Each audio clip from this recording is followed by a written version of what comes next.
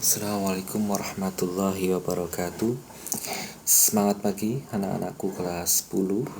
Di pertemuan pertama dengan saya kali ini akan langsung masuk ke bab 2, yaitu tentang fungsi dan peran Pancasila dalam kehidupan bangsa Indonesia.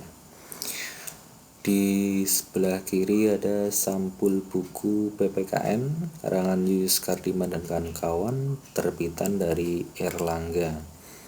Itu yang saya gunakan sebagai patokan dalam pembelajaran. Kalau kalian ingin memiliki, silahkan saya rekomendasikan buku itu.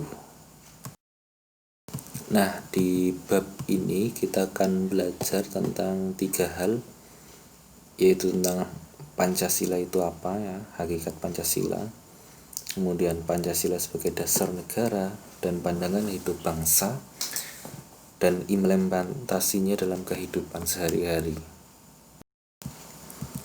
Tujuan pembelajaran, jadi dalam pembelajaran kita akan menuju ke 4 hal ini. Tentu saja tentang fungsi dan peran Pancasila ya. Yang pertama tentang mensyukuri, yang kedua proaktif melaksanakan, yang ketiga mampu menganalisis, dan keempat bisa menyaji hasil analisis fungsi dan peran Pancasila dalam kehidupan bangsa dan negara. Intinya tentang fungsi dan peran Pancasila dalam kehidupan bangsa dan negara. Kita bisa mengimplementasikan itu semua. Nah, di gambar di atas itu juga sebuah cerminan pengamalan Pancasila, yaitu Sila Persatuan Indonesia. Kemudian bagaimana contoh penerapannya di keluarga atau di sekolah atau di bangsa dan negara. Kita akan kupas tuntas semuanya di bab ini. Kalau tidak di pertemuan ini, berarti di pertemuan yang akan datang gitu. Yang pertama tentu saja kita harus tahu apa itu Pancasila. Pancasila dulunya ya, ini dalam kitab Sutasoma karya Mpu Tantular, itu panca itu 5, sila itu sendi atau asas atau dasar. Jadi kita bisa menyebut Pancasila itu 5 dasar gitu ya. Kalau di kitab itu 5 hal itu tidak boleh mencuri, tidak boleh berbohong, berjiwa dengki, melakukan kekerasan, atau minuman keras. Nah, kalau di falsafah Jawa kita mengenal ada namanya molimo, yaitu moh madat, moh madon, moh mabuk, moh maling, dan moh main. Ya, moh madat itu tidak narkoba, moh madon tidak main perempuan, moh mabuk tidak minum minuman keras, moh maling itu tidak mencuri, moh main itu tidak berjudi. Kemudian fungsi Pancasila. Nah, ini sebenarnya ada banyak fungsi Pancasila, namun yang kita sebutkan di sini yang inti ada 6, yaitu Pancasila sebagai dasar negara, kemudian Pancasila sebagai pandangan hidup bangsa, Pancasila sebagai kepribadian bangsa Indonesia, Pancasila sebagai sumber dari segala sumber hukum, Pancasila sebagai perjanjian luhur bangsa Indonesia, kemudian Pancasila sebagai ideologi bangsa, ideologi nasional. Namun secara khusus nanti di pertemuan selanjutnya kita akan bahas tentang yang A dan B, Pancasila sebagai dasar negara dan pandangan hidup bangsa.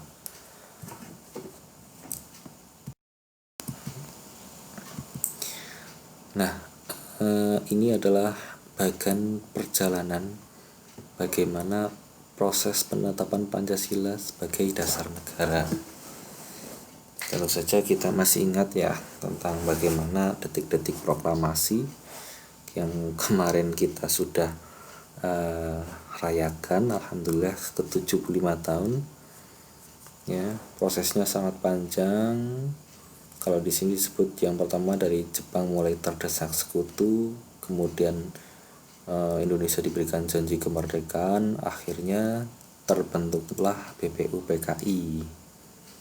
Kemudian melakukan sidang tanggal 31 Mei sampai tanggal 1 Juni. Nanti itu merumuskan dasar negara, membentuk panitia 9, kemudian panitia 9 menghasilkan Piagam Jakarta pada tanggal 22 Juni. Kemudian ada sedikit perubahan pada sila pertama, ada 7 kata yang dirubah hingga akhirnya Pancasila sebagai dasar negara ditetapkan pada tanggal 18. Nah, ini landasan hukumnya kenapa Pancasila ditetapkan sebagai dasar negara. Yang pertama tentu saja hasil dari sidang PPKI pada tanggal 18 Agustus. Di situ salah satu hasilnya adalah menetapkan UUD ya, Undang-Undang Dasar 1945. Kenapa disebut landasan hukum? Karena dalam pembukaan Undang-Undang Dasar itu terdapat Pancasila di alinea keempat ya. Kemudian dasar yang selanjutnya tentu saja pembukaannya itu alinea keempat ada Dekret Presiden 5 Juli 59, karena pada saat itu Indonesia kembali menerapkan Undang-Undang Dasar 1945 setelah sebelumnya berganti-ganti dari Konstitusi RI, kemudian UUDS, akhirnya kembali ke Undang-Undang Dasar 1945. Dasar yang keempat ada Instruksi Presiden nomor 12 tahun 68. Dasar yang kelima adalah TAP MPR nomor 18 tahun 98. Itu ya. Baik, itu saja yang bisa saya sampaikan di pertemuan pertama kali ini. Nah, untuk bukti kalian sudah mengikuti pembelajaran, tolong kalian komen di bawah postingan ini. Yang pertama nama, kemudian nomor absen, dan yang ketiga pertanyaan saya, kenapa Pancasila sangat cocok diterapkan di Indonesia itu ya, atau apakah Pancasila cocok diterapkan di Indonesia? Menurutmu memang sudah cocok apa belum? Kemudian alasannya. Saya terima kasih. Assalamualaikum warahmatullahi wabarakatuh.